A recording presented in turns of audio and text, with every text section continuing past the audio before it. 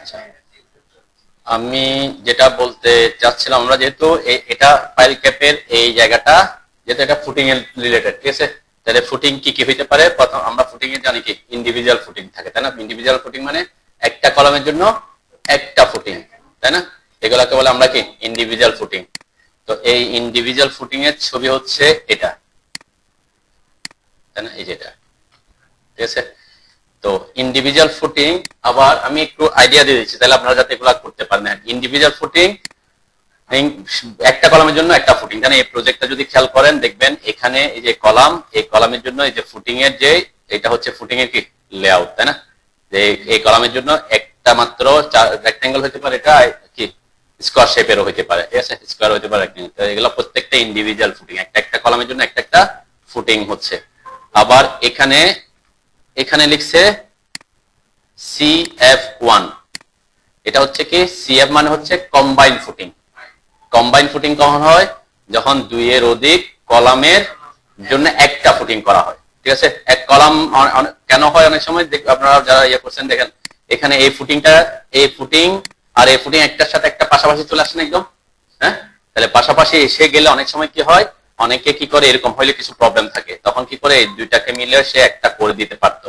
এটা আরো better process, ঠিক আছে। আলাদা আলাদা করার থেকে সামান্য একটার সাথে একটা অলরেডি লেগেই গেছে, তাহলে লেগে গেলে কি করতে হবে, একসাথে করলে সুবিধা না। আবার রডের রেইনফোর্সমেন্টের ডিটেইলিং এ সব আছে, ডিফারেন্স আসবে, আমরা কম্বাইন্ড ফুটিং এর ছবি দেখবো পরে, ঠিক আছে। আবার অনেক সময় কি হয়, আমাদের দেশে ম্যাক্সিমাম বিল্ডিং কি হয় দেখবেন, এখানে একটা বিল্ডিং আছে, পাশে আরেকজনের বিল্ডিং আছে, তাই না? আবার এর ফুটিং এখানে, এর ফুটিং এখানে, এর এর মানে এর বেসটাও একদম বাউন্ডারি বা ঘেঁষা গেছে, এর ফুটিংটাও কি বাউন্ডারি, একসাথে একটার সাথে একটা কি পাশাপাশি আছে, ঠিক আছে, কিন্তু আলাদা আলাদা কলাম গুলা কি ওর বিল্ডিং আর বিল্ডিং একসাথে করেন, ওর বিল্ডিং আলাদা ফুটিং, এর বিল্ডিং আলাদা ফুটিং। ফুটিংটা এসে আবার কোথায় চলে আসছে, একটা একটার সাথে কাছাকাছি চলে আসছে। সেই কারণে দেখবেন এই যে ভূমিকম্প হইলে বা ইয়া হইলে একটা বিল্ডিং আর একটা বিল্ডিং এর দিকে কেড়ে যায়, কাত হয়ে যায় না? কেন হয় এটা? মেইন প্রবলেম হচ্ছে ওই জায়গাটাই। যারা যদি এরকম ইন্ডিভিজুয়াল ফুটিং মানে শ্যালো ফাউন্ডেশন দিয়ে করে, তখন কি হয়, এখানে এর এর জায়গা আর এর জায়গা, এখানে একটা কলাম, এর একটা কলাম, ঠিক আছে। তাহলে এখান থেকে যে লোড আসছে এখান থেকেও লোড আসছে, ডাবল দুই বিল্ডিং এ দুই ধরনের লোড আসছে, দুই দিক থেকে লোড আসছে। কিন্তু যখন সয়েল টেস্ট করে বা যে ডিজাইন করছে, সে তো পাশের বিল্ডিং নিয়ে কোনো চিন্তা ভাবনা করে নাই, সে করছে তো ওর বিল্ডিং নিয়ে, ওর জায়গাটা নিয়ে। তাহলে ওখানে সয়েল টেস্ট অনুযায়ী ও যে পরিমাণ এরিয়া আসার কথা ওই পরিমাণ এরিয়া দিছে। পাশে আবার ওর বিল্ডিং কি হয়ে গেছে, আরেকটা কলাম করছে, ও ওরটার মতো হিসাব করে করছে, এখন দুইটা কি হয়ে গেছে, পাশাপাশি পড়ে গেছে। তাহলে দুইটা থেকে লোড কোন দিকে আসবে? যেহেতু কাছাকাছি আছে, আমি যদি এটা হিসাব করি, এটার লোডও কি পড়বে, এই যে আমাদের স্ট্রাকচারাল যদি আমি দেখি এই প্রবলেমটার কারণে হয়, যেমন এটা বেস তো এখানে, তারপর তার পাশেরটাও কি এখানে চলে আসছে, দুইটা পাশাপাশি বেস হবে, তাই না? তাহলে এর লোড যখন এদিক থেকে যখন লোড আসবে, সে লোড ট্রান্সফার করে মাটিতে, মাটি কি করবে, মাটি তার সোজাসুজি লোড দিবে না, মাটির থেকে লোড ট্রান্সফার হয় কি আছে, এটা কোনাকুনি, এটাকে বলে প্রেসার বাল্ব, একটা এরকম এইরকম জায়গা থেকে আস্তে আস্তে কি হয়, প্রেসারটা রিলিজ করে। আবার এর বেজ আছে না, এর বেজের লোডটাও কি হবে, এরকম কোনাকুনি আসবে, এদিকে আসবে কোনাকুনি, ঠিক আছে। এটাকে একটা এরকম প্রেসার, যারা ফাউন্ডেশন ইঞ্জিনিয়ারিং করবেন তখন দেখবেন এরকম একটা প্রেসার বাল্ব বলে। তখন কি হয়, তাহলে এই যে দুইটা ফুটিং যে কাছাকাছি হয়ে গেছে, এর লোড আসছে এখানে এই জায়গায়, এই মাটিতে, এই জায়গাটাতে এর লোড আসছে, এর থেকেও লোড আসছে। কিন্তু যারা ডিজাইন করছে সে তো করছে এর লোড হিসাব করে, ওর লোড তো আসছে জানে না। আবার যে এটা ডিজাইন করছে সে হিসাব করছে এটার লোড হিসাব করে, এ তো আর এটা হিসাব করে না। কিন্তু অ্যাকচুয়ালি প্র্যাকটিক্যাল ফিল্ডে কি হয়ে গেছে, এর লোড আসছে, এর লোড আসছে, তাহলে মাটির বেয়ারিং ক্যাপাসিটি তার বুঝবে না, সে দুই বিল্ডিং থেকে আসছে, তার বেয়ারিং ক্যাপাসিটি যতদূর ততটুকু তো আছে। তখন কি হয়, ওই জায়গা যখন দুটা কলাম পাশাপাশি লোড থাকে, সে প্রেসার বাল্ব করে ওই জায়গাটা কি হয়ে যায়, সেটেল করে। এই জায়গার মাটি কি হয়ে যাবে, এই জায়গার মাটি সেটেল করে আসবে। তাহলে এই জায়গার মাটি সেটেল হয়ে যাওয়া মানে কি, এই যে বেসটা বাঁকা হয়ে যাবে, তাই না? বেস যখন বাঁকা হবে, বিল্ডিং ও কি যাবে। এই প্রবলেমটা আমাদের দেশে ম্যাক্সিমাম ক্ষেত্রে হয় আর কি, মানে শ্যালো ফাউন্ডেশন দিয়ে করলে, পাইল ফাউন্ডেশন করলে তো সমস্যা, পাইল কি করে নিচের দিকে নিয়ে যাচ্ছে, হার্ড লেয়ার হইলে হার্ড লেয়ারে নিয়ে যাচ্ছে। তো যখন এরকম ফুটিং, এই জন্য দেখবেন একটা বিল্ডিং এর সাথে কি কাত হয়ে যাচ্ছে। তো এই প্রবলেমটা কেন, ওদের দুইজনের ফুটিং কোন জায়গায়, এক পাশে আছে, ওই পাশে পড়তেছে না, কোন দিকে পড়ে, বিল্ডিং ওই পাশে পড়ে যায়, বিল্ডিং ফেলে করলে কোন দিকে, আরেকজনের বিল্ডিং যেদিকে আছে দিকে পড়ে না। নর্মালি কি হওয়ার কথা, আচ্ছা ওইদিকে বিল্ডিং আছে না, ওইদিকে না পড়ার কথা, আর তো গেল কোন দিকে যাওয়ার কথা ছিল, ওইদিকে তো আরেকজন আছে, তাহলে আর তো যদি পড়ে যেতাম তাহলে তো ওইদিকে যাওয়ার কথা ছিল, কিন্তু সে পড়তেছে কোন দিকে, যেদিকে বিল্ডিং আছে সেদিকে। অ্যাকচুয়ালি সেটা হচ্ছে ওই যে দুইজনের পা, আপনারা দুইজন দাঁড়াইছেন, দুইজনের পা পা পা পাশাপাশি আছে আর ওই পাশাপাশি আছে। এখন আপনি যে দুইজনের পা জায়গায় একই জায়গায় দিচ্ছেন, তাহলে ওই জায়গাটা কি হয়ে যাবে, বেশি সেটেল করবে, এই পাশটা কি হয়ে যাবে, যে জন্য দুজনেই কি হয় একদিকে একটার দিকে একদিকে ফেলে দেয়। এই প্রবলেমটা এটাও যদি স্ট্রাকচারাল ব্যাপার স্যাপার। তো আমরা যে ড্রয়িংটা করতে চাচ্ছি, এই ড্রয়িংটা যদি করতে, আমি বলছিলাম আমরা যদি এটা পেরে থাকেন করে থাকেন এই যে জায়গাটা, তাহলে এটা অবশ্যই, যেখানে আমরা করছিলাম কি দুইটা একটা থেকে করে মিরর করে এটাকে কি করছিলাম, আর এখানে হচ্ছে কি শুধুমাত্র একটা লেয়ারে আঁকতে হচ্ছে। ওকে, ডিফারেন্সটা একটু হচ্ছে কি এখানে আমরা করছি এটা এটা ফাইল কেবল এটা জায়গা, এই জায়গাটা কি একদম স্ট্রেট থাকে, ঠিক আছে। কিন্তু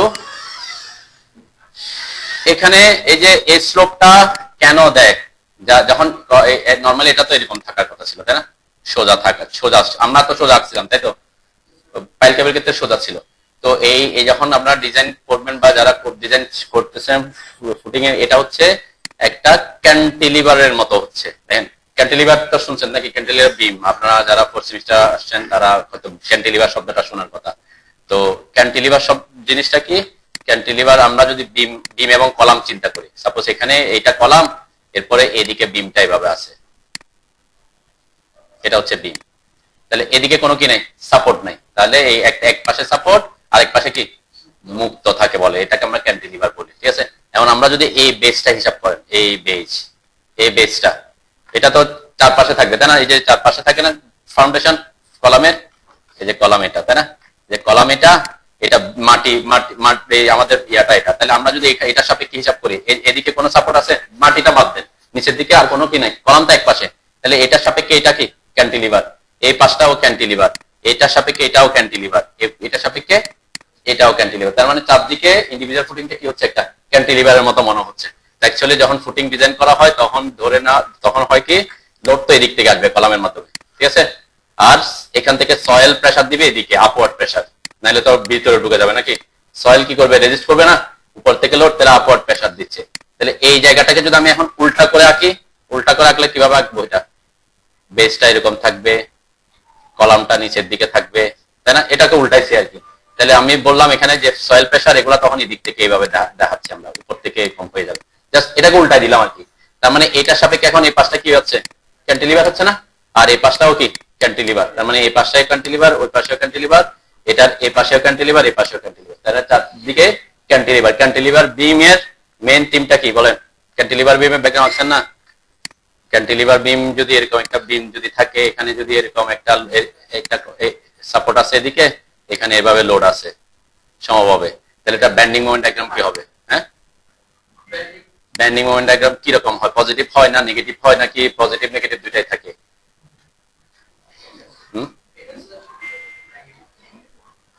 ক্যান্টিলিভার বিমের ব্যান্ডিং মোমেন্ট ডায়াগ্রাম হয় এইরকম। আমরা যদি এটাকে যদি একটা লোড থাকতো, তাহলে ব্যান্ডিং মোমেন্ট ডায়াগ্রামটা দেখবেন এটা এখান থেকে সোজা এরকম আসতেছে, তার মানে লোড এদিকে ডিসটেন্স বাড়লে মোমেন্ট সমান কি ফোর্স ইনটু ডিসটেন্স হয়, তাই না, ফোর্স ইনটু ডিসটেন্স। তারপরে আবার যদি এখানে সমভাবে বিস্তৃত লোড থাকে, তাহলে কি হবে, এটার ডায়াগ্রামটা হয় এইরকমই আসবে, কিন্তু কার্ভ হয়ে আসে আর কি, তাই না, কার্ভ। কিন্তু অল মোমেন্ট কি, all moment negative moment, all moment, এগুলা কিন্তু ডিজাইনের কথাবার্তা। তারপর আমি একটু আইডিয়া দিচ্ছি কেন রডটা একদিকে আছে, ওখানে কেন দুই দিকে আছে, ওখানে আমরা 2 জালি রড দিছিলাম না, এখানে কেন 1 জালি রড, এটার ব্যাখ্যা একটু দিচ্ছি আর কি, যদি যারা স্ট্রাকচারাল ডিজাইন করবেন বা আস্তে আস্তে তখন বুঝবেন। তাহলে এই যে নেগেটিভ মোমেন্ট, তাহলে ব্যান্ডিং মোমেন্ট যদি নেগেটিভ হয়, কোন একটা স্ট্রাকচার কোন দিকে বাঁকবে, সাপোজ বিমের ক্ষেত্রে আপনারা বিমের ব্যান্ডিং স্ট্রেস তো পড়ছেন, ব্যান্ডিং স্ট্রেস পড়ছেন না, second chapter shear stress bending stress, এখানে ব্যান্ডিং মোমেন্টের, তাহলে ব্যান্ডিং মোমেন্টের কারণে ব্যান্ডিং স্ট্রেস উৎপন্ন হবে, শিয়ার ফোর্সের কারণে শিয়ার স্ট্রেস ডেভেলপ করে। তাহলে নেগেটিভ ব্যান্ডিং হলে বিম তো দুইভাবে বাঁকতে পারে, বিমের উপর যদি লোড থাকে এরকম, এটা একটা বিম, এটার উপর যদি লোড থাকে, তাহলে বিমটা কিরকম বাঁকতে পারে, আইদার বিমটা এখান থেকে এদিকে এরকম করে বাঁকবে, নিচের দিকে বাঁকতে পারে, অথবা বিমটা কি হইতে পারে উপরের দিকে বাঁকতে পারে, তাই তো নাকি।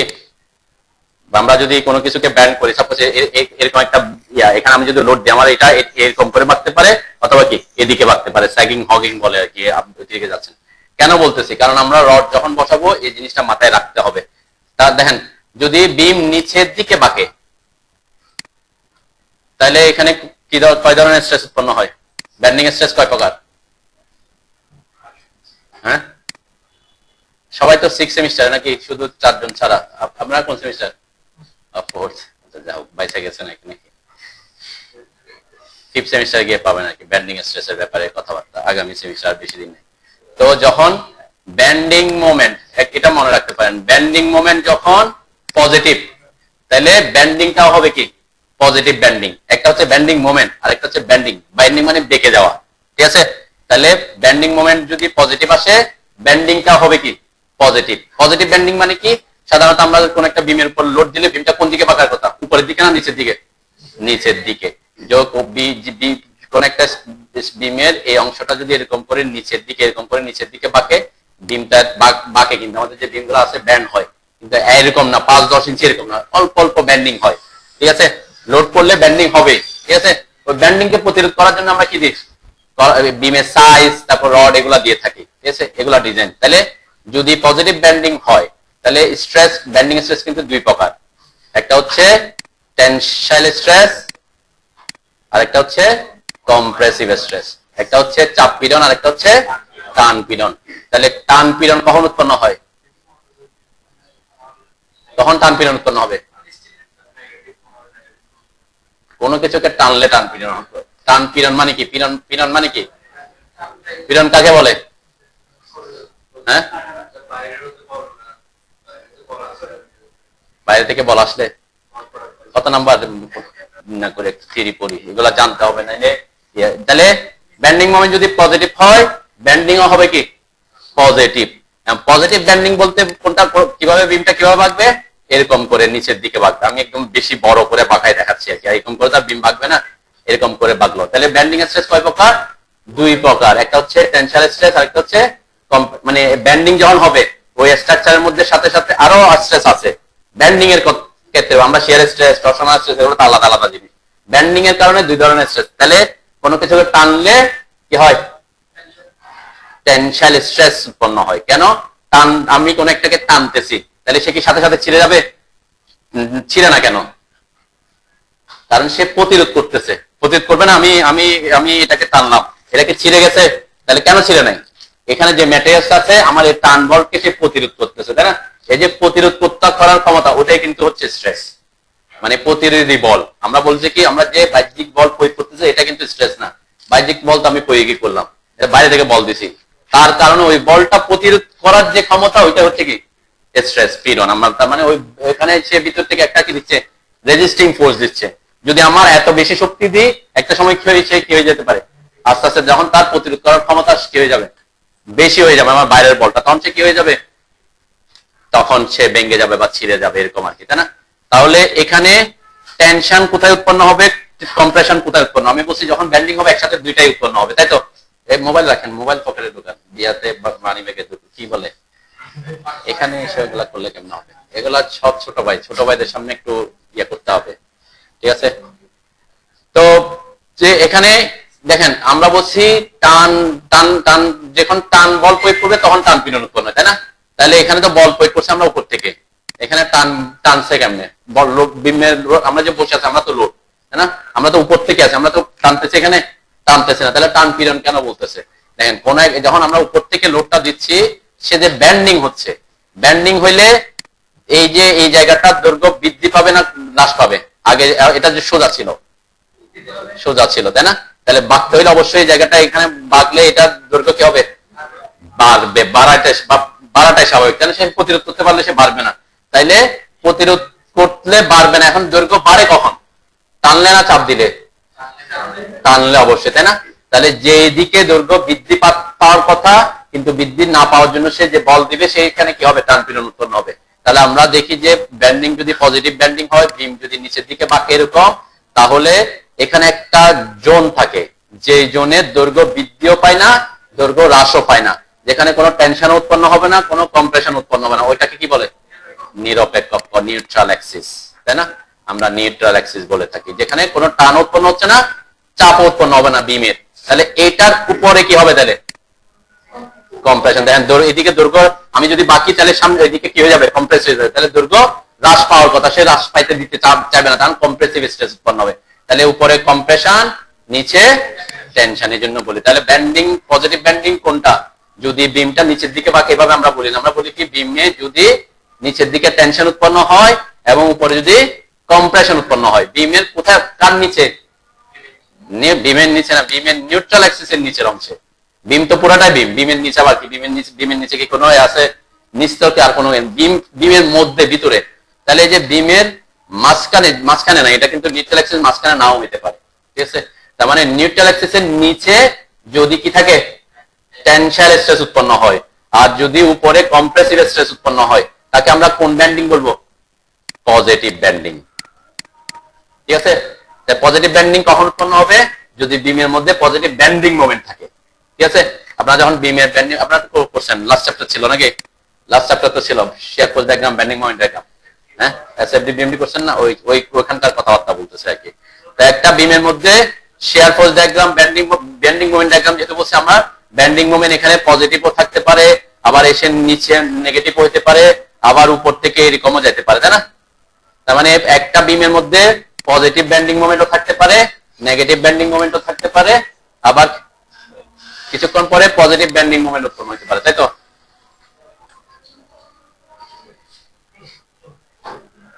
পজিটিভ ব্যান্ডিং কোনটা? বিমের পজিটিভ ব্যান্ডিং বলতে কি বুঝবেন? হ্যাঁ, কিসের নিচে? কিসের নিচে? এটা বলতে হবে যে বিমের নিউট্রাল অ্যাক্সিসের নিরপেক্ষ অক্ষ বা নিউট্রাল অ্যাক্সিসের নিচে যদি টেনসাইল স্ট্রেস উৎপন্ন হয় এবং উপরে যদি কম্প্রেসিভ স্ট্রেস উৎপন্ন হয়, অথবা বিমটা যদি কোন দিকে বাঁকে? নিচের দিকে বাঁকে। আমরা নিচের দিকে বাঁকে বলে না, এটাকে বলে স্যাগিং বলে আর কি। স্যাগ হওয়া, স্যাগিং হওয়া। উপরের দিকে গেলে হগিং বলে। অথবা আমরা উত্তল অবতল করছেন না, উত্তলের ইংলিশ কি? হ্যাঁ, কনভেক্স এন্ড কনকেভ করছেন না? করছেন, মায়া মনে করতেছেন আর কি। তো এইভাবে আমরা, সেজন্য আমরা কিন্তু কনভেক্স কনকেভে যাব, উত্তল অবতলে যাব। আমরা বলবো কি, বিমের নিউট্রাল অ্যাক্সিসের নিচে যদি টেনশন, উপরে যদি কম্প্রেশন থাকে, তাহলে কি? পজিটিভ ব্যান্ডিং মোমেন্ট, ঠিক আছে? Positive banding. পজিটিভ ব্যান্ডিং কখন হবে? পজিটিভ ব্যান্ডিং মোমেন্ট উৎপন্ন হইলে। এটা কেন আমরা বিম যখন আঁকবো আমার এটা লাগবে, সেজন্য আমি আগে থেকে কথা বলে ফেলতেছি। এরপরে নেগেটিভ ব্যান্ডিং মোমেন্ট যখন হবে, বিমের মধ্যে নেগেটিভ ব্যান্ডিং তো পাইছি, তাই না? বিমে নেগেটিভ ব্যান্ডিং মোমেন্ট থাকতেই পারে। তাহলে যে অংশটাতে নেগেটিভ ব্যান্ডিং মোমেন্ট থাকবে, ওই জোনের বিমটা কিভাবে বাঁকতে চাইবে? ওই জোনের বিমটা উপরের দিকে বাঁকতে চাইবে, ঠিক আছে? তার মানে বিম সবসময় যে নিচের দিকে বাঁকবে তা না। বিম কি হইতে পারে? এখানে পজিটিভ ব্যান্ডিং মোমেন্ট, তাহলে সে বিমটা এখান থেকে হয়তো সে এইভাবে বাঁকছে, এখান থেকে নিচের দিকে বাঁকতে চাইছে এরকম করে। আবার যেখানে পজিটিভ ব্যান্ডিং মোমেন্ট, সেখানে বিমটা কোন দিকে বাঁকতে চাইবে? উপরের দিকে, এরকম তার শেপটা উপরের দিকে চলে যেতে চাইবে, ঠিক আছে? আবার সে এখানে এসে হয়তো পজিটিভ আসছে, তাহলে পজিটিভ পেলে আবার কোন দিকে বাঁকতে চাইবে? আবার নিচের দিকে বাঁকতে চাইবে, ঠিক আছে? তাহলে এরকম করে বিম একবার এখানে, তারপর আবার ওইদিকে উপরে, কারণ লোডের পার্সপেক্টিভে সে ব্যান্ড করবে। তাহলে যেখানে পজিটিভ সেখানে টেনশন কোন দিকে? টেনশন কোন দিকে? পজিটিভ হলে নিচে। তাহলে যদি নিচে টেনশন হয়, আমরা রড প্রোভাইড করব ব্যান্ডিং স্টেশনের জন্য টেনশন প্রতিরোধের জন্য। টেনশন প্রতিরোধের জন্য কেন রড দিব? কম্প্রেশনের জন্য না, কেন? হ্যাঁ, কথাটা বলতে হবে উল্টা করে। আমরা হচ্ছে কংক্রিট ইউজ করি, তাহলে কংক্রিটের মধ্যে কংক্রিটের টেনশন স্ট্রেস প্রতিরোধ করার ক্ষমতা খুবই কম, ঠিক আছে? কংক্রিট কি করতে পারে? কম্প্রেশন নিতে পারে বেশি। তার জন্য কম্প্রেস যদি আপনি কোনো চাপেন, খুব সহজে ভাঙবে না। যদি কিছু দিয়ে টানেন, তাহলে কি হয়ে যাবে? খুব তাড়াতাড়ি ভেঙে যায়, ক্র্যাক করে যায়, ঠিক আছে? এই জন্য কংক্রিট, আমরা ম্যাটেরিয়ালস হিসেবে কংক্রিট ইউজ করবো। আর রড যেটা বলে, এটাকে কি বলে? হ্যাঁ, এটাকে কি বলে? রিইনফোর্সমেন্ট। রিইনফোর্সমেন্ট শব্দটা তো শুনছেন নাকি? হ্যাঁ, আমরা তো রড বলতেছি, রিইনফোর্স। এটা অ্যাকচুয়ালি ওখানে আমরা কি বলি? ইঞ্জিনিয়ারিং টার্মে কি বলি? এটাকে রিইনফোর্সমেন্ট বলি, তাই না? এটাকে রিইনফোর্সমেন্ট বলা হয় কেন? রিইনফোর্সমেন্ট হিসেবে কিন্তু বাঁশও ইউজ হয়, জানেন তো নাকি? বাঁশ ইউজ হয় না? বাঁশও ইউজ হইতে পারে, কিন্তু। তাহলে রিইনফোর্সমেন্ট কেন বলে? কারণ মানে রিইনফোর্সমেন্ট, এটার বাংলা হচ্ছে কি? শক্তি বৃদ্ধি করতে সাহায্য করা, ঠিক আছে? যেমন মনে করেন বর্ডারে কোনো কারণে ঝামেলা হইলো, তখন কি করে? বিজিবি কি পাঠায়? আরো সৈন্য পাঠায়। তারা বলে যে আরো সৈন্য রিইনফোর্স করছে। ওরা কিন্তু বললে একই, এই শব্দটা কিন্তু একই। কি সৈন্য কি করা হয়েছে? মানে শক্তিশালী করা হয়েছে। সৈন্য বাড়ায়া আমাদের বর্ডারকে আরো কি রিইনফোর্স করা হয়েছে, শক্তি বৃদ্ধি করা হয়েছে, এই জন্য এটাকে রিইনফোর্সমেন্ট বলে। রিইনফোর্সমেন্ট কেন? কারণ সে কার শক্তি বৃদ্ধি করার জন্য ব্যবহার করছে? কংক্রিটের। ওখানে না, এখানে এখানে এখন এখানে ওখানে থাকলে হবে না, এখন এখানে এখানে এখানে কার শক্তি বৃদ্ধি করার জন্য ব্যবহার হচ্ছে? আমরা যে রড ইউজ করতেছি বা স্টিল ইউজ করতেছি, কার শক্তি? কারণ কংক্রিট টেনশন নিতে পারে কম, ঠিক আছে? তাহলে এখানে এমন পরিমাণ টেনশন উৎপন্ন হচ্ছে, সে ওই পরিমাণ টেনশন উৎপন্ন হলে ভেঙে যাবে। তাহলে তাকে শক্তি এমন একটা ম্যাটেরিয়াল দিতে হবে যেটা টেনশন বেশি নিতে পারে। তাহলে টেনশন বেশি নিতে পারে এরকম ম্যাটেরিয়ালস এর মধ্যে সবচেয়ে রিলায়েবল যেটা সেটা হচ্ছে কি স্টিল বা রড, আমরা যেটা ইউজ করি। আর বাঁশ কি করতে পারে? তার থেকে কম নিতে পারে। কিছু কিছু বাঁশ আছে যেগুলা স্টিলের থেকেও কি নিতে পারে, বেশি টেনশন নিতে পারে, বেশি পারে, এটা আছে, রিসার্চটা আছে আর কি, ঠিক আছে? কিন্তু তারপরও বাঁশ ইউজ করাটা টেকনিক্যালি আনা কেন? কারণ এটা কি পচে যেতে পারে, নষ্ট হয়ে যেতে পারে, তার লাইফ টাইমটা বেশি না, স্থায়িত্বটা কি বেশি না। কিন্তু যেমন আপনি রোড করতেছেন, গ্রামের রাস্তা, ওখানে রড দিলে আপনার টাকা লাগবে 5 লাখ টাকা, কিন্তু আপনি এখানে রড দিচ্ছেন না, রড দিব না, এত টাকা দিয়ে রাস্তা করার দরকার, মানুষ হাঁটবো, একটা রিক্সা আসবে, এত লোড আসবে না, তাহলে আমার দরকার কি? আমি কিছুই দিলাম না। না দেওয়ার থেকে কি দেওয়া ভালো? বাস দেওয়া ভালো। কেন? কারণ সে কিছুটা কি করতে পারবে? টেনশন নিতে পারবে। কারণ ওখানে কংক্রিট তো টেনশন নিতে পারতেছে না। যেন আপনি কোন একটা ভারী গাড়ি এসে গেল হঠাৎ করে, তাহলে কি হয়ে যাবে? সে টেনশন আসলে, সামান্য অল্প টেনশন আসলো, তার কংক্রিটের থেকে বেশি পরিমাণ টেনশন আসলে কি হয়ে যাবে? ক্র্যাক হয়ে যাবে, ঠিক আছে?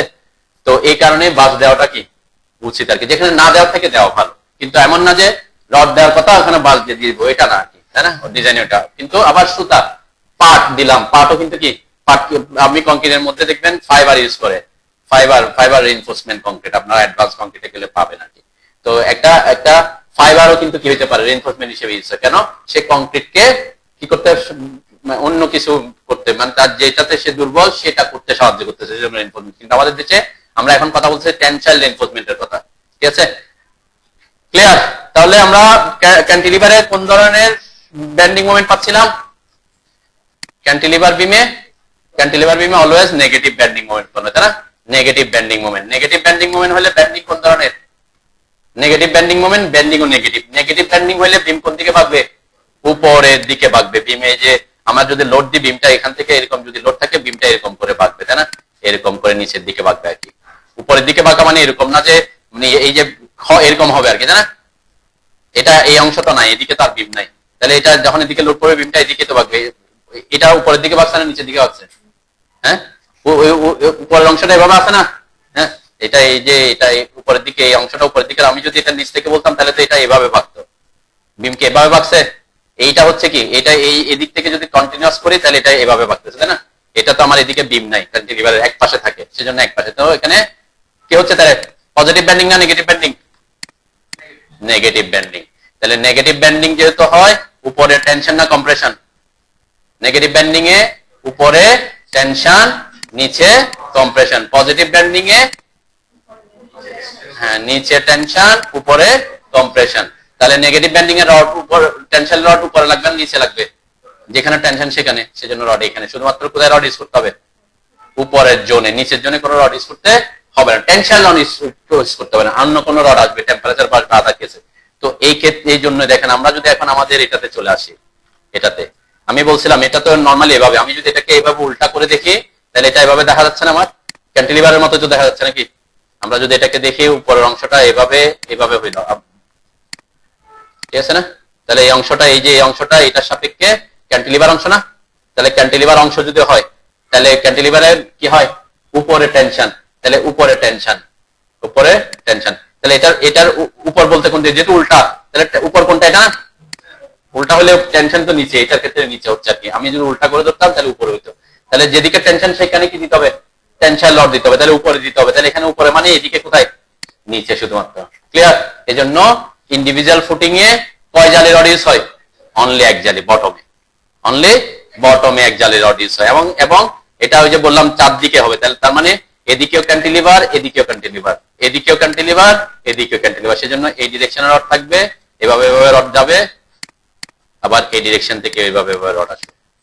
ক্লিয়ার? এক জালিতে। ওকে, তাহলে এটা একটা কেস আমরা বুঝলাম কেন এক জালি হইলো। বুঝতে পারছেন তো নাকি? আচ্ছা, আর এই যে জায়গাটা একটু স্লোপ করে দিচ্ছে, আমি বলছি এটা এরকম স্লোপ না হয়ে এটা এরকমও থাকতে পারে, সোজাও থাকতে পারে। এটা যারা 7 সেমিস্টারে জানেন না সেজন্য এই জিনিসটা জানবেন না। এটা হচ্ছে এই যে যেহেতু বললাম ক্যান্টিলিভার বিম, ক্যান্টিলিভার বিমে নেগেটিভ মোমেন্ট হয়তো বুঝলাম, কিন্তু সব জায়গায় কি সেম না। কি হয়, সাপোর্ট যেখানে থাকে সেখানেই তার সর্বোচ্চ বেন্ডিং মোমেন্ট থাকে, আস্তে আস্তে এখানে বেন্ডিং মোমেন্টের মান কি হয়, জিরো হয়, শূন্য শূন্য। এখানে তো কোনো কিছু নাই, এদিকে তার কোনো লোড নাই। বেন্ডিং মোমেন্ট ডায়াগ্রাম কি হবে, মুক্ত প্রান্তে ক্যান্টিলিভারের বেন্ডিং মোমেন্ট জিরো এবং এখানে কি ম্যাক্সিমাম থাকে। ঠিক আছে, তাহলে বেন্ডিং মোমেন্ট যত কমবে রডের পরিমাণ তত কম লাগবে। এটা তো জানি নাকি, জানেন না এটা? মানে ডিজাইন করলে বুঝবেন আর কি। যখন রডের পরিমাণ বের করে সূত্র আছে মোমেন্টের সাথে, এটা সূত্র 7 আপনারা 6 সেমিস্টার ডিজাইন করতেছেন, এই যে করতেছেন তো কি করেন না, যে রডের পরিমাণ বের করার সূত্র কি, S ইকুয়াল টু সূত্র কি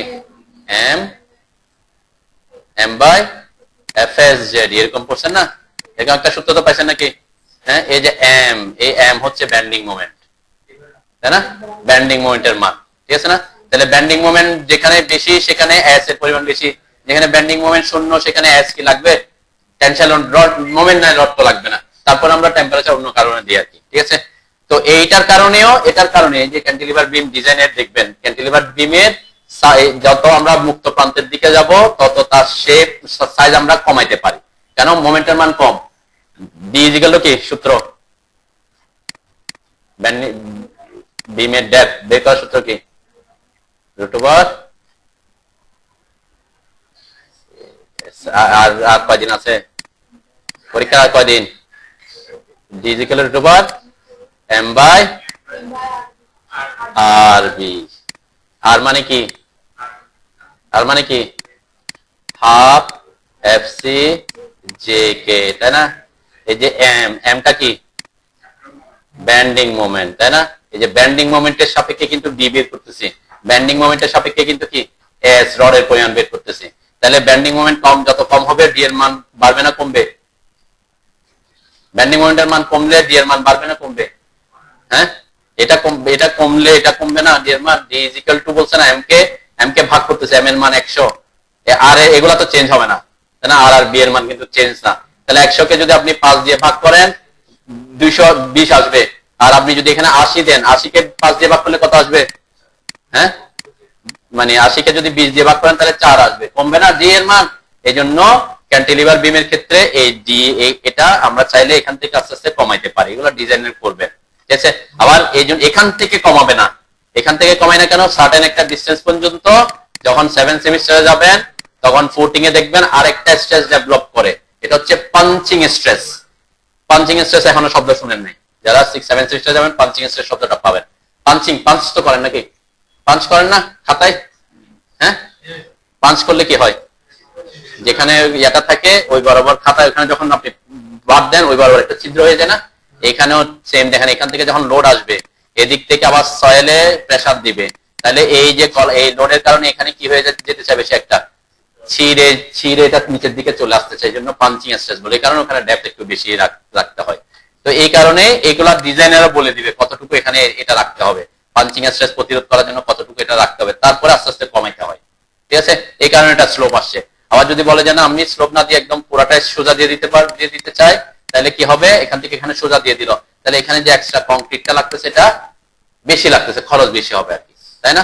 খরচ কমানোর জন্য এই স্লোপটা দিয়ে করা হয়, পাঞ্চিং স্ট্রেস যতটুকু প্রতিরোধ করতে হয় তারপর থেকে আর কি। ক্লিয়ার? এটা হচ্ছে ব্যাপার। আর এইগুলা এই শেপটা এভাবে হওয়ার ব্যাখ্যা হচ্ছে এটা। আচ্ছা, এখন আমরা তো এই যে আমি আপনাদেরকে ফাইলটা যেটা দিছিলাম এখানে আমরা কাজ করছিলাম তো, তাই না? এখানে এই যে এগুলা তো করছে আছে না? এখন এখানে আমরা এই জিনিসগুলো আঁকবো। কোন জিনিস? একটা হচ্ছে এই যে কলাম লেআউটটা, ঠিক আছে? আচ্ছা না, সবার কাছে আছে তো নাকি এটা? আচ্ছা, এই যে এটা কত ক্লাস আমি ওখানে বসালাম, আমি জাস্ট একটা প্রজেক্টে সবগুলা বসাই দেখাবো।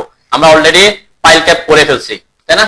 এই পাইল ক্যাপ যদি এখানে সাপোজ মনে করলাম এখানে একটা পাইল ক্যাপ বসাতে হবে, তাহলে আমি কি করব, যে পাইল ক্যাপটা এখানে থেকে আনতে হবে আমি এটাকে একটা কপি করি যাতে আমার কলাম লেআউটটা থাকে। এখন আমি ফুটিং লেআউট করতেছি, ঠিক আছে? কয়েকটা কপি করে রাখলাম।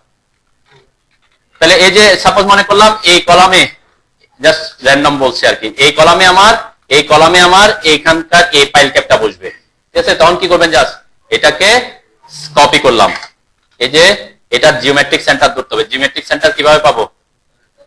হ্যাঁ, আমার এখানে জিওমেট্রিক সেন্টার অন থাকতে হবে। কোথায় জিওমেট্রিক, এই যে আমার অবজেক্ট স্ন্যাপ অফ, তাই না? তাহলে যে এইটার উপর আসলে অন হয় নাই। আচ্ছা, এই যে সিলেক্ট করলাম, সিও লিখে এন্টার করলাম, এই যেটাতে আসলে জিওমেট্রিক সেন্টারটা পাবো, তাই না? এই জিওমেট্রিক এখানে তো আমার এইগুলা থাকবে না। অলরেডি আমার কলাম কোথায় আছে? আমার কলাম তো কলাম লেআউট আছে, শুধু ফাইল ক্যাপ থেকে, এই ফাইল ক্যাপ থেকে সাপোজ এটা নিয়ে যাই আমি। একটু আইডিয়া দিয়ে দিচ্ছি যাতে আপনারা করতে পারেন, এগুলো সহজ জিনিস। এখান থেকে এই যে কপি করব, জিওমেট্রিক সেন্টারটা ধরে কোথায় বসাবো, যেই কলামে বসার কথা, যে কলামটাতে বসানোর কথা সেই কলামে এনে এটা জিওমেট্রিক সেন্টার বসাই দিলাম। তাহলে আমার কি এভাবে করে করে কি ফাইল ক্যাপ লেআউটটা হয়ে যাবে। ঠিক আছে না? আর এইটা কিভাবে, এটা তো আরো সহজ। দেখেন এটা কি individual column footing. Individual column footing এর একটা সাইজ দেওয়া থাকবে, যেমন এটা সাইজ দেওয়া আছে। কত সাইজ এটা? এই ফুটিং এর সাইজ কত আসছে? 8 ফিট 6 ইঞ্চি, এদিকে 8 ফিট 6 ইঞ্চি। ঠিক আছে, 8 ফিট 6 ইঞ্চি, 8 ফিট 6 ইঞ্চি। তাহলে কি করবেন, এটা আঁকার জন্য জাস্ট আপনার 8 ফিট 6 ইঞ্চির একটা রেক্টেঙ্গেল আঁকবেন। অবশ্যই ফুটিং লেয়ারে, ফুটিং এর জন্য একটা আমি পাইল ক্যাপের এখানে দিচ্ছি, যেহেতু ফুটিং এর জন্য বানাই নাই। রেক্টেঙ্গেল নিলাম, এখান থেকে কয় ফিট?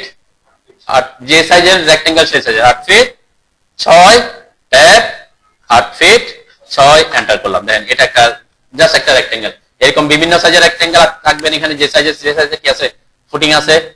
ঠিক আছে না? যে সাইজের ফুটিং বলছে, যে এখানে যেমন 8 ফিট 2 ইঞ্চি 8 ফিট 2 ইঞ্চি, এখানে 9 ফিট 9 ইঞ্চি 9 ফিট 9 ইঞ্চি, এটাতে বলছে 6 ফিট 4, এই 6 ফিট 4, এখানে 7 ফিট 6, এটা 10 ফিটের, তাই না? এগুলো ডিজাইন করে বের হবে যে কতটুকু সাইজের কি দিতে হবে, ফুটিং দিতে হবে। তাহলে ওই সাইজের রেক্টেঙ্গেলটা ড্র করে জাস্ট কি করে দিবেন, এখান থেকে কপি করে এটা জিওমেট্রিক সেন্টারটা ধরে ওই কলামটাতে বসাই দিবেন। আমি অন্য প্রজেক্টে যাচ্ছি না, এটাতে বসাচ্ছি আর কি আপাতত বোঝার সুবিধাতে। ওকে, সহজ না? আচ্ছা, এটা তো বুঝলাম। এখন এখানে একটু ডিফারেন্স আমরা করতে পারি। যেমন আমার এটা কোন ধরনের ফুটিং, এটাকে বলে স্লোপ ফুটিং। এই যে স্লোপ দেওয়া আছে না, স্লোপ ফুটিং যদি হয় এটা প্ল্যান ভিউটা এরকম দেখা যাবে না, প্রপার এরকম দেখা যাবে না। এখানে যেভাবে বলছে এরকম দেখা যাবে না, এটা প্ল্যান ভিউটা কিন্তু উপর থেকে দেখলে এভাবে দেখাইতে হবে। যে এখানে দেখাইছে, দেখছেন এখানে একটা ফুটিং দেখাইছে না, প্রথমে একটা রেক্টেঙ্গেল আছে, এরপরে আবার এখানে একটা রেক্টেঙ্গেল আছে, এরপরে এই জায়গাটা কোনাকুনি জয়েন করছে স্লোপটা। আমরা এটা টু ডিমেনশনালে না বুঝলাম একটু।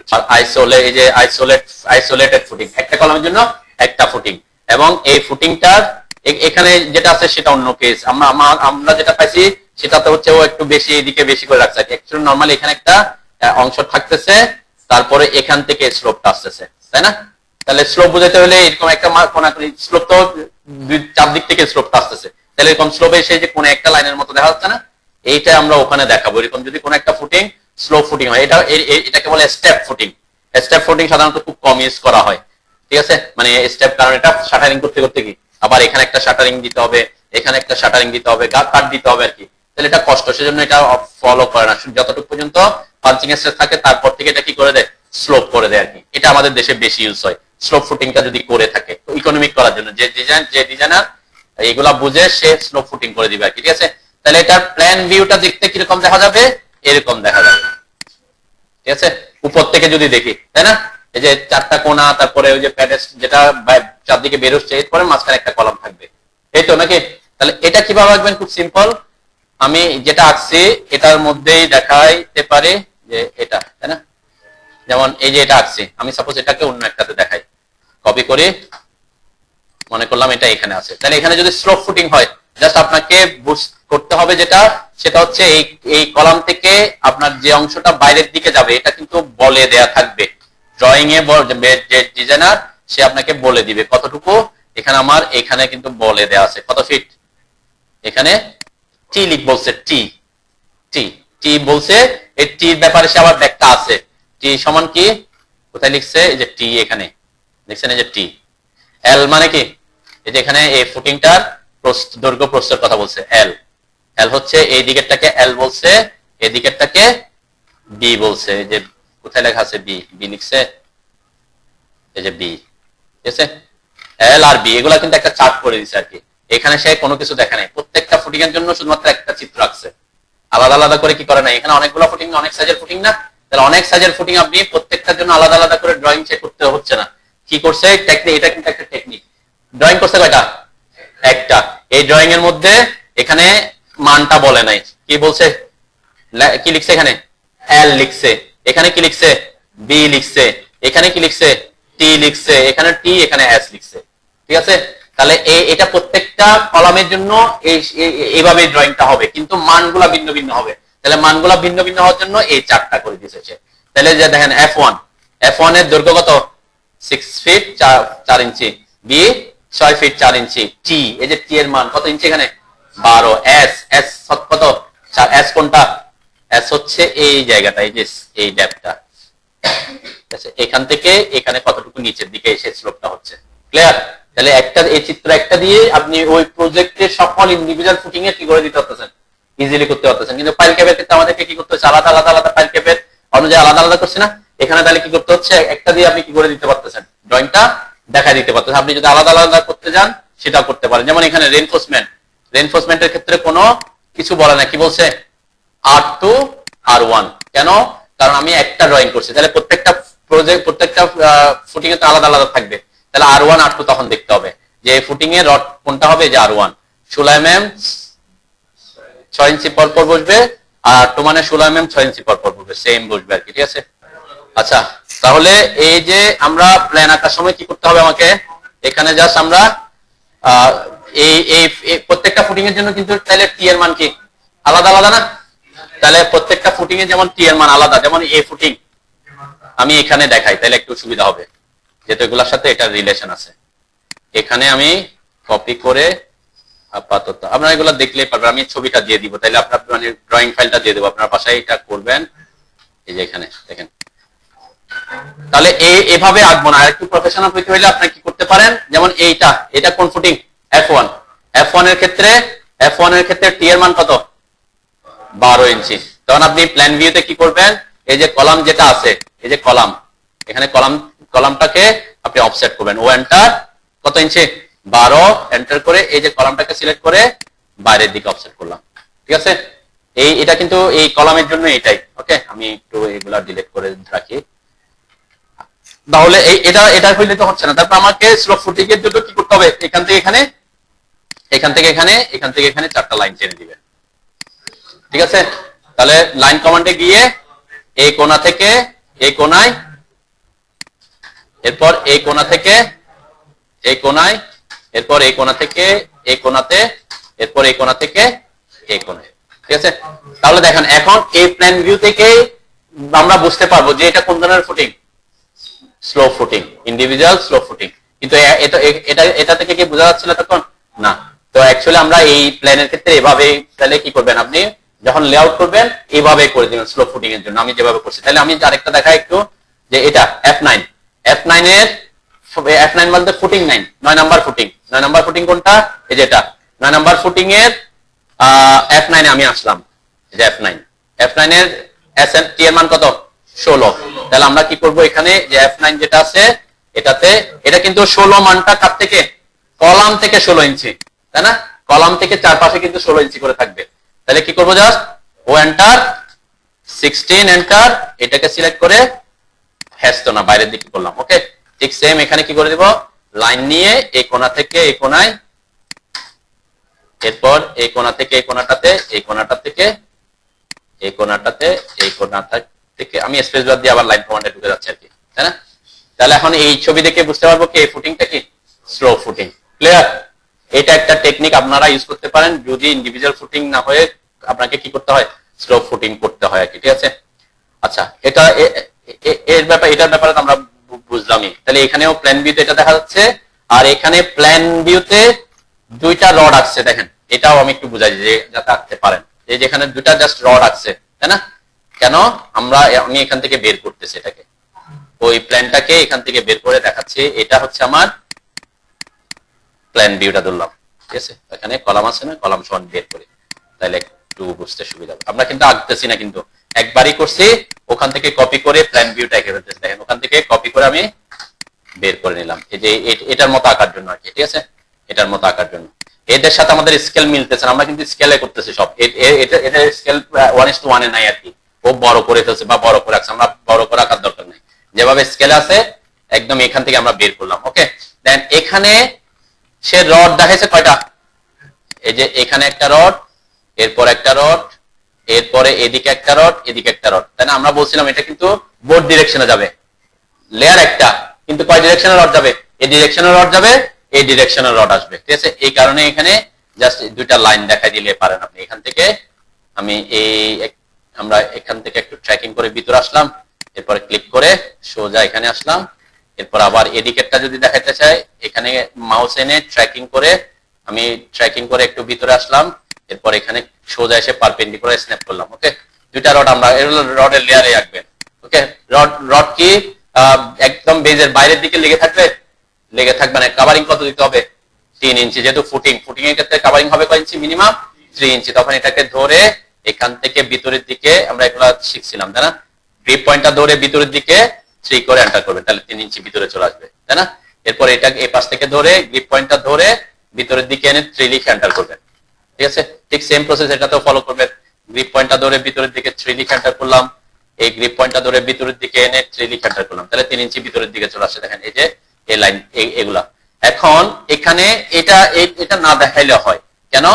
এই অ্যাকচুয়ালি এই প্র্যাকটিক্যাল ফিল্ডে কিন্তু এটা এইভাবে থাকবে না। প্র্যাকটিক্যাল ফিল্ডে এটা কিভাবে থাকবে? এটা কিন্তু উপরের দিকে থাকে, মানে এটা এরকম করে বাঁকা করে না, আমরা কি করি এটা উপরের দিকে ভাবে থাকে। এখন কিন্তু অ্যালব্যান্ডটা একটু বেশি বড় করে দেয়, ঠিক আছে? তো যার কারণে এটা এইভাবে সোজা থাকে, তো এই কারণে এইভাবে এরকম বাঁকা করে দেখানোর দরকার পড়বে না। আমরা যেহেতু 3 ইঞ্চি ভিতরে রাখছি, এভাবে রাখলে হয় না, ঠিক আছে? এরপর আরেকটা রড দিব, ওয়েন্টার আমি দিলাম 5, সাপোজ এখান থেকে এদিকে দিলাম, এখান থেকে এদিকে দিলাম। এটা কিন্তু 2 জালি রড, তার মানে কি এই যে রড এভাবে একটার পর একটা একটার পর একটা এভাবে কি হবে? বসে বসে যাবে, তাই না? আর এদিকে রডটাও একটার পর একটা এরকম করে করে কি বসে বসে আসবে। ক্লিয়ার? এখন কোনটা উপরে বসবে কোনটা নিচে বসবে? এখানে দুইটা রড না, ছবিটা যদি খেয়াল করেন, এই যে এটা কিন্তু ইন্ডিভিজুয়াল ফুটিং এর, তাই না? ইন্ডিভিজুয়াল ফুটিং এর নিচে এই দিকের রডও আছে, আবার এই ডিরেকশনের রডও আছে, তাই না? তাহলে কোন ডিরেকশনের রডটা নিচে বসবে? কোন ডিরেকশন? দেখেন এখানে এখানে এখানে এখানে কোনটা সে নিচে বসেছে? হ্যাঁ, এখানে শর্ট, হ্যাঁ শর্ট ডিরেকশনেরটা নিচে বসছে না, ও গিয়ে বসছে কোনটা? হ্যাঁ, আচ্ছা ওর কথা না যায়, ও ভুল করছে, ভুলের কাছে দেখেছে। এখানে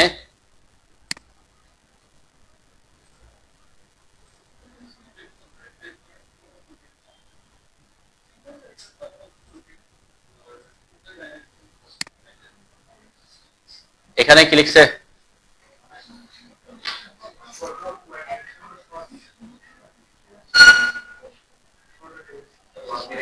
মানে এখানে বুঝাইছে দুইটা রড, একটা হচ্ছে লং ডিরেকশনে, একটা শর্ট ডিরেকশনে। এই তো মানে এখানে এই যে ইয়েলো কালারটা, এই কালারেরটা লং ডিরেকশনে বসছে, আর এই যে এই কালারেরটা শর্ট ডিরেকশনে বসছে। ওকে, আমরা একটু দেখি।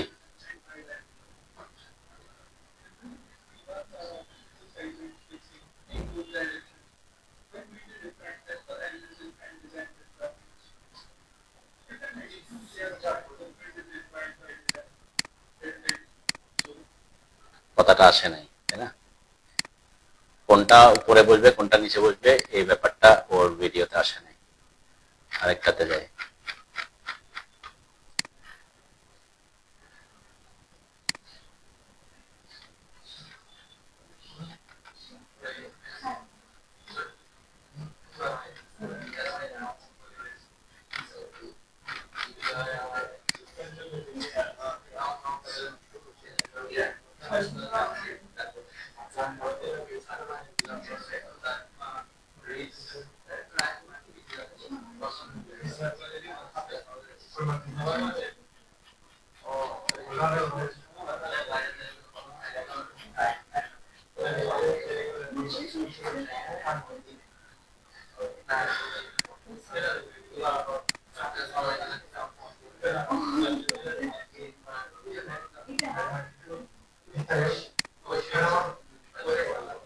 এগুলা কি এখানে যেগুলো দেখাচ্ছে এগুলা কি?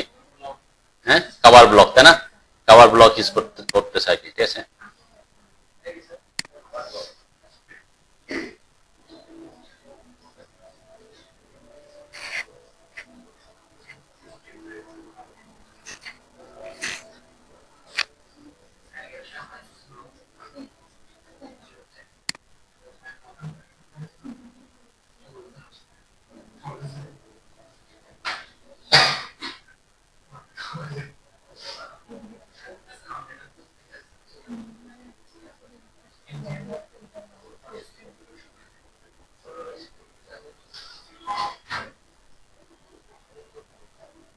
কোনটা উপরে কোনটা নিচে বোঝা যাচ্ছে না এখন নাকি?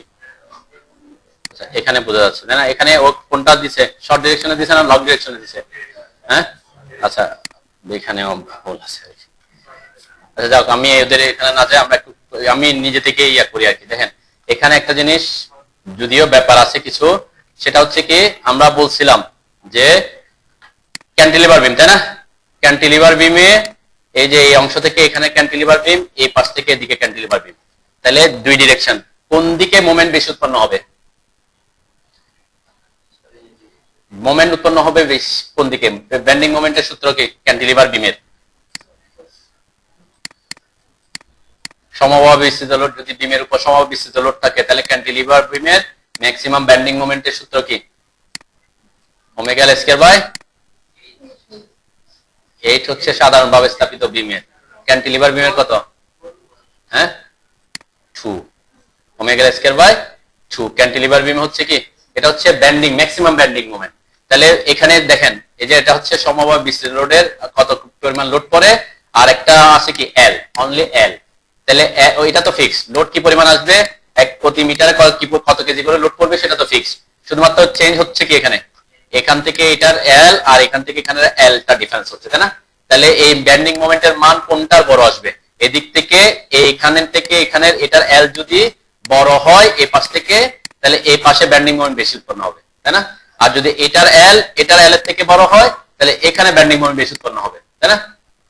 সূত্র অনুযায়ী এগুলা এখন মনে রাখে, পরে মাথায় ঢুকবে আর কি আস্তে আস্তে। ওমেগা এল স্কয়ার বাই, তাহলে এল এর মান যেদিকে বড় সেদিকে, তাহলে একটা ফুটিং যখন আপনি ডিজাইন করবেন তাহলে আপনাকে কোন রডটা নিচে বসবে, যেদিকে বেন্ডিং মোমেন্টের মান বেশি সেই ডিরেকশনে রডটা কোথায় বসবে? নিচে বসবে। এখন আপনাকে তাহলে খেয়াল করতে হবে যে এখান থেকে এই দূরত্বটা বেশি নাকি এখান থেকে এই দূরত্বটা বেশি, ঠিক আছে? এখন আপনি যদি শুধু বলেন যে আমি শর্ট আর ডিরেকশন আর লং ডিরেকশন চিন্তা করবো, তাইলে হবে না। কেন? আমি একটা ফুটিং এর মধ্যে এরকম ফুটিং আছে, এই ফুটিং এর মধ্যে আবার কলাম থাকে না, কলামটা তো এরকম লম্বাও থাকতে পারে, থাকতে পারে না? তাহলে কলামটা হচ্ছে তো আমার সাপোর্ট, তাহলে এখান থেকে এই যে কলামের এফএস থেকে দূরত্বটা হিসাব করতে হবে তখন, ঠিক আছে? এটার উপর নির্ভর করে যেদিকে দূরত্ব বেশি হবে সেদিকে কি হবে, সেদিকে এটা কোথায় বসবে? নিচে বসবে, নিচে, ঠিক আছে? এটা হচ্ছে বেসিক কথাবার্তা। লং ডিরেকশন, অনেক সময় আমরা বলি লং ডিরেকশন, তাহলে স্কয়ার এখন যদি এরকম হয়, আপনার কথা অনুযায়ী যদি এরকম হয়, আমি একটু দেখাই যে আমার এটা আছে এরকম স্কয়ার শেপের, ঠিক আছে? আপনার কলামটাও আছে স্কয়ার শেপ, তাহলে এখান থেকে যে দূরত্ব এখান থেকেও সেম দূরত্ব, তাহলে এদিক থেকে বেন্ডিং মোমেন্ট যত, এখান থেকে বেন্ডিং মোমেন্ট তত, তাহলে কোনটা দিবেন? যে কোনোটাই দিতে পারেন আপনি, এটাতে কোনো কি নাই, যে কোনোটা আপনি, কারণ দুইটার ক্ষেত্রে সেম, দুদিক থেকে বেন্ডিং মোমেন্ট সেম আসতেছে, আমি কোনটাকে যে কোনো একটা থেকে উপরে নিচে রাখতে হবে, তখন যে কোনোটা রাখতে পারি। এখন আপনার ফুটিংটা হচ্ছে স্কয়ার শেপের, কিন্তু কলামটা স্কয়ার শেপের না, এরকম লম্বা, তাই না? ফুটিং তো সেম সেম, সাপোজ এদিকেও 8 ফিট এদিকে 8 ফিট, তাহলে এদিকে এটা আছে 24 ইঞ্চি, এটা আছে এদিকে 12 ইঞ্চি, তাহলে এদিকের দূরত্ব থেকে এদিকের দূরত্ব কি হবে? কম হবে না বেশি হবে?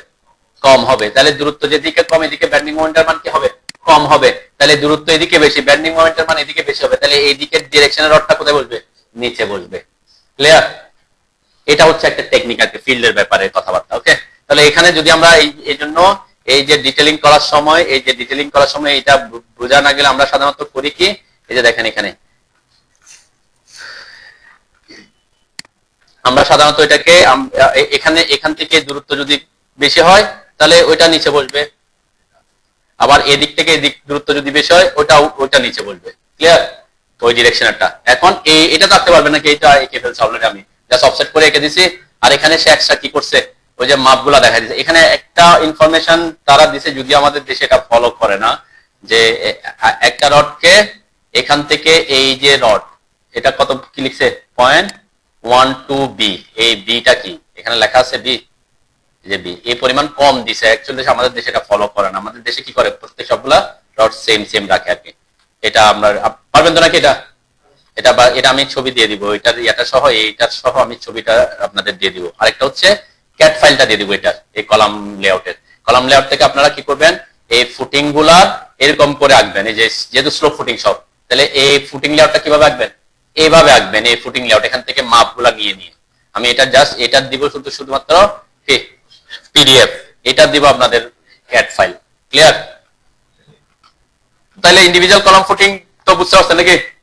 আচ্ছা, আমরা কিন্তু নেক্সট ক্লাস, আমি পরবর্তী ক্লাসে কোন ক্লাসে আপনার কম্বাইন ফুটিং এরটা বুঝাবো। কম্বাইন ফুটিং এরটা আর একটু ইয়েতে যেতে হবে। কম্বাইন ফুটিং কাকে বলছিলাম?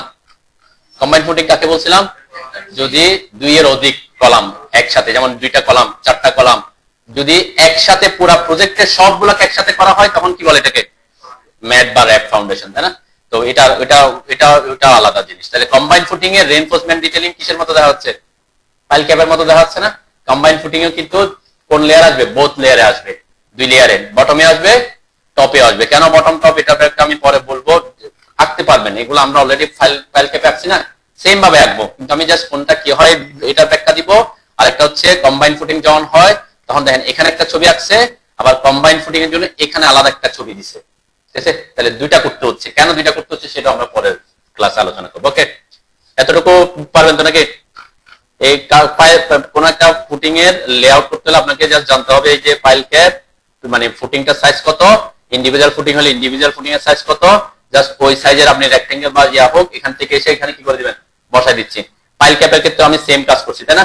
ফাইল ক্যাপের ক্ষেত্রে কি বলছি, ফাইল ক্যাপ গুলো আমরা বাইরে রাখছিলাম, যে ফাইল ক্যাপটা আমার ওই ফুটিং এ বসবে, জাস্ট ওইটাকে আমরা কি করব, কপি করে এখান থেকে কপি করে যে কলামে বসবে সেই কলামের ওখানে জাস্ট বসাই দিব, তাই না? তাহলে আমার কি হয়ে যাচ্ছে, এরকম করে করে আপনার কি ফাইল ক্যাপটা হয়ে যাবে, ফাইল ক্যাপের লেআউট হবে আর কি, ঠিক আছে? ফাইল ক্যাপের লেআউট আমরা করতে পারি, আমি এটা পরে আরো ডিটেইলসে বুঝাবো। একটা কেস গেল, তাহলে কম্বাইন ফুটিংটা আমরা পরে আলোচনা করব বলছি। আমরা নেক্সট ক্লাসে কম্বাইন ফুটিংটা আগে আমরা বিম, যেহেতু বিম নিয়ে কথাবার্তা হয়ে গেছে, তাই না? বিমের টপ রড কোথায় হবে, বটম মানে টেনশন হলে নিচে রড বসবে, কম্প্রেশন যদি টেনশন যদি উপরে হয় উপরে রড বসবে। এই টিমটা মনে রাখবেন। পজিটিভ ব্যান্ডিং হলে কোথায় রড, নিচে রড, টেনশন রড, আর নেগেটিভ ব্যান্ডিং হলে উপরে রড, টেনশন রড। এটা শুধুমাত্র টেনশন, ঠিক আছে? এই দুইটা কথা মনে রাখবেন, ঠিক আছে? তাহলে আমরা আমাদের নেক্সট ক্লাসে এই জিনিসটা আমাদের আর সহজ হবে আর কি। আমরা যখন বিমের লং সেকশন আঁকবো, এই যে এটা যখন আঁকবো, ঠিক আছে? এখানে রড উপরে নিচে দেখা যাচ্ছে না, তাহলে এই জিনিসগুলো আঁকার জন্য ওই জিনিসটা জাস্ট ফ্যাক্ট, উপরে এটা নিচে আছে কেন, এটা উপরে কেন, এগুলার ব্যাখ্যা অলরেডি বলছি। কি যদি পজিটিভ ব্যান্ডিং হয় নিচে রড, নেগেটিভ ব্যান্ডিং হলে টেনশন রড কোথায় হবে, উপরে হবে। ক্লিয়ার? আচ্ছা, আর কারো কোনো প্রশ্ন আছে কিনা আগের কোনো কিছু? আমরা আজকে নতুন কিছুতে যাচ্ছি না, আমি যেহেতু ফুটিং নিয়ে অলরেডি আলোচনা করছি। কারো কোনো মনে, আমি যে ক্যাট ফাইলটা এটা দিব, এটাকে আপনারা কপি করবেন ফার্স্টে। এটা থেকে আগে এটা করার জন্য কি করতে হবে, এটা যেটা আছে এটাকে কপি করবেন, ঠিক আছে? যে কপি একটু সিস্টেমটা দেখাই দিন, নাহলে আবার পরে। এই যে কপি করলাম, ওকে। আচ্ছা, কপি করার আগে আরেকটা ট্রিক্স ইউজ করতে পারেন, সেটা হচ্ছে আমরা যখন ফুটিং লেআউট করব, ফুটিং লেআউটের মধ্যে কলামের মাপগুলা কি আছে? এখানে কলামের ভিতরে মাপগুলা কি আছে? নাই, তাই না? ফুটিং কলামের এই মাপগুলো আমার দরকার হবে না। তাহলে আমরা কি করতে পারি তখন, এটাকে এখান থেকে এখানে যাওয়ার আগে আপনি কি করতে পারেন, এই যে লেয়ার আইসোলেট করে নিতে পারেন আগে। কাকে? এই যে এটার, ঠিক আছে? দেখেন এগুলা আইসোলেট করে নিলাম, তাহলে আমার কি লাগতেছে না ওখানে, এই যে এই কলামের ভিতরে ডাইমেনশন গুলা লাগতেছে না। তাহলে আমি ওই যেটা কপি করছি ওখান থেকে এদেরকে কি করে দিতে পারি, এখন ডিলিট করে দিতে পারি, তাই না? কাকে ডিলিট করছি? শুধুমাত্র কাকে আইসোলেট করছি? বুঝছেন কিনা, নাকি বুঝেন নাই কেউ? দেন আমার এখানে এগুলো আছে নাই, কি করছি, জাস্ট এইটাকে কপি করছি প্রথমে, কপি করে ওই ডাইমেনশন গুলা কিন্তু একটা লেয়ারে বসানো আছে, ওরা যদি লেয়ার মেনটেন করে থাকে, যদিও টেক্সট লেয়ারে বসাইছে। আমি বলছিলাম যে সবকিছু লেয়ার মেনটেন করে করে করবেন, তো এইগুলোর জন্য আলাদা একটা লেয়ার ক্রিয়েট করবেন, তাহলে আর একটু ইজি হয়ে যাবে। শুধুমাত্র ডাইমেনশন, এই ডাইমেনশনের জন্য একটা লেয়ার ক্রিয়েট করবেন। এখানে যেমন ওরা, আমি এটা বলছিলাম যে যখন আমরা গ্রিডিং করছি না, এখানে যে গ্রিড করছি না, গ্রিডের জন্য একটা লেয়ার ক্রিয়েট করছি না, এই যে এটা গ্রিড লেয়ার, এই যে এখানকার টেক্সট আমি গ্রিড লেয়ার রাখছি, এবং এই গ্রিডের সাথে যে ডাইমেনশন গুলা দিব, এখানে ডাইমেনশন দিছে না ওরা গ্রিডের সাথে, ওই ডাইমেনশন গুলো আমি কোথায় রাখবো, ওই গ্রিড লেয়ারে রাখবো। ঠিক আছে, পরবর্তী আমরা যখন ডাইমেনশন বসাবো এখানে, ঠিক আছে, আমি ওই গ্রিড লেয়ারে করব, তাহলে কি হবে, ওই গ্রিডের সব ইনফরমেশন একটা লেয়ারে থাকবে। কোনো কারণে ওই লেয়ারটা যদি আমার কি করতে হয়, ডিলিট করতে হয় বা অফ করতে হয়, কি করে দিতে পারবো, জাস্ট একটা ক্লিকে অফ হয়ে যাবে। ঠিক আছে, ঠিক সেম এই জিনিসগুলা প্রসেসটা ফলো করবেন। যেমন ওরা এখানে কি করছে, ওদের মতো এটা ট্যাক্স লেয়ারে করছে, এটাও ট্যাক্স লেয়ারে করছে, তাহলে আমার একটু কষ্ট করতে হচ্ছে, আগে কি করতে হচ্ছে, কপি করছে, তারপর আবার যদি একই লেয়ারে থাকতো আমি কি করতাম, শুধুমাত্র এখান থেকে আলাদা আলাদা লেয়ারে যদি থাকতো তাহলে আমি কি করতাম, এই লেয়ারটাকে জাস্ট অফ করে দিতাম। তাকে শুধু ভিতরের ডাইমেনশনাল লেয়ার, তাহলে আমার ডাইমেনশনটা কি হয়ে যেত, ভিতরের ডাইমেনশনটা অফ হয়ে যেত। এখন আমি ওরা একই লেয়ারে হওয়াতে কি হয়ে গেছে, আমার বাইরের গুলো চলে গেছে না, তাহলে আমি আমার জন্য কাজটা একটু কঠিন হয়ে গেছে। এই জন্য লেয়ার মেনটেন করে করবে না। যদি এটা এরকম থাকতো, আমি আবার একটু দেখাই, যদি এই জিনিসগুলা প্রফেশনাল কাজ করতে গিয়ে বুঝবেন যে আমি এটাকে, এই যে যেমন এটা ট্যাক্স, এটাও ট্যাক্স লেয়ারে, এরা এটাকেও ট্যাক্স লেয়ারে রাখছে, ডাইমেনশনকেও ট্যাক্স লেয়ারে রাখছে। আবার খেয়াল করলে দেখবেন এখানে অ্যারো মেরো চলে গেছে মনে হয়, তাই না, মানে ডাইমেনশনের অ্যারো চলে গেছে, তাহলে এটা আবার অন্য লেয়ারে, এটা একটা প্রবলেম। ঠিক আছে, তাহলে এখানে যদি এটা একই লেয়ারে না থাকতো আমি কি করতাম, এদেরকে মনে করলাম এরা একটা লেয়ারে আছে, অন্য একটা লেয়ারে আমি পাঠাই দিলাম টি লেয়ারে, সাপোজ টি লেয়ারে অন্য কিছু থাকলে আবার আরেক বেজালে পড়বো, তাহলে পাঠালাম সব টি লেয়ারে পাঠালাম, সমস্যা নেই। ওকে, অন করলাম, দেখেন এখন যদি আমি টি লেয়ারে গেছি, এখন যদি আমি শুধুমাত্র ওই লেয়ারটাকে অফ করে দিই, যে লেয়ার অফে আসলাম, এটাতে ক্লিক করলাম, এখন ওরা অফ হয়ে গেছে। এরা যায় নাই কেন, কারণ এরা অন্য লেয়ার আছে, আবার এরা এই কাজটা ওরা যে করছে সে মানে খুব বেশি প্রফেশনালি করে নাই আর কি, যেটাও টি লেয়ারে আছে, আবার আচ্ছা টি লেয়ারে আছে, তারপরও যায়নি, তাই না, তোমরা ওইদিকে না যাই, ওরটা ঠিক করতে গেলে আমরা অনেক বেশি সময় নষ্ট হবে। তাহলে এই প্রসেসটা আপনারা ফলো করেন। আমি যেটা দেখা দিচ্ছি আগে, এটাকে কপি করবেন, কপি করে কি করবেন, ওই যে লেয়ারটাকে আইসোলেট করবেন, এই ডাইমেনশনের লেয়ার গুলাকে। ওকে, এরপরে এখান থেকে এই জিনিসগুলোকে ডিলিট করে দিবেন। ঠিক আছে, ডিলিট করে দিবেন। এখন আমার কিন্তু আমি যাতে লেয়ারে নিয়ে গেছি, সে কারণে ওই লেয়ারে চলে আসছে। আমি আবার আগে লেয়ার কন্ট্রোল জেড দিয়ে তার লেয়ার গুলাতে নিয়ে আসি, যতক্ষণ কন্ট্রোল জেড দিতে পারি আর কি।